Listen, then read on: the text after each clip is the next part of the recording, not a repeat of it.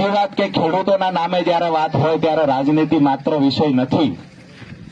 અહીંયાથી ઈસુદાનભાઈને પૂછ્યા વગર એક નવી જાહેરાત કરું છું કે અહીંયાના ધારાસભ્ય માન્ય મંત્રીશ્રીને કહીએ છીએ, તમે પણ ખેડૂતના દીકરા છો, તમારા હગાવાલા પણ ખેડૂત છે.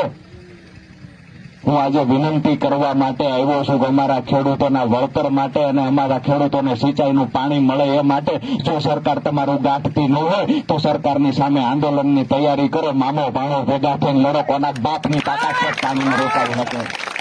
જો તમારામાં લડવાની તાકાત છે, જો સરકાર સામે અવાજ ઉઠાવવાની તાકાત છે, તમારી અંદર જે તાકાત છે ખેડૂતો માટે લડવાની, આવો મેદાનમાં તમારી પાર્ટીનો ખેસ ખીતીએ ટીંગાડી દો.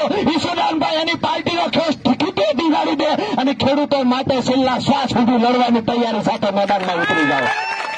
અને માન્ય મોહનભાઈ બેરા જો ખેડૂતો માટે લડવાની થોડી પણ તૈયારી દર્શાવે, જેટલા દિવસ આંદોલનમાં બેસે એટલા દિવસ અન્ય ત્યાગ કરીને રાજુ કરે પણ આંદોલનમાં બેસે. મહત્વની વાત એ છે કે રાજનીતિને છોડો સાઈડમાં. મારા ને તમારા હગાવાલા, મારા ને તમારા સમાજના હું હર હંમેશા કહું છું, હું ખેડૂતનો દીકરો છું, એટલે તમામ ખેડૂત મારો પરિવાર છે અને પરિવાર માટે લોહી રેડી દેવું ને મારું કર્મ છે.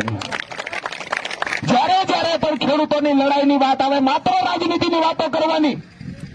વળતરનો પ્રશ્ન તમે કોર્ટમાં ગયા હતા એટલે નહીં થાય. અરે અનેક ખેડૂતો કોર્ટમાં ગયા છે.